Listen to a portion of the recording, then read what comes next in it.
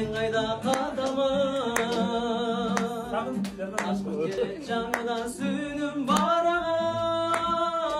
Ben seni menen Kıyaldarga jedem Ben atayın İşte толкундан атам bir kol çabuk koyuyorsa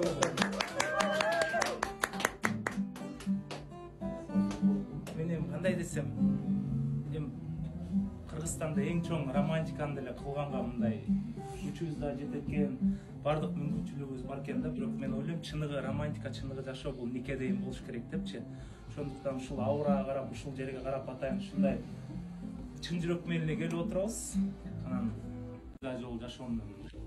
бир кызды көрүп үйлөнөм мен сени сүйүп калдым мен сени жакшы көрүп калдым деген сезим болуптур бирок үйдөгүлөр сурай берчү эле качан үйлөнөсүң 29га чыктың 28ге чыктың жакында 30га чыгасың депчи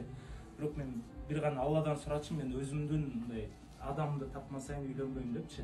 биринчи жолу Аллага шүгүр 2024-жылдын башында ушул үйлөнөм деген жүрөгүмөн чечим чыгып анан сага болгон сезимдерим ачылып сен менен эки дүйнө бактылуу болсоң деп жакшы ниет менен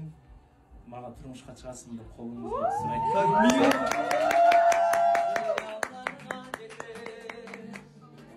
Отчандай болуп күйсөм дагы намысымды ийип койсом дагы сени менен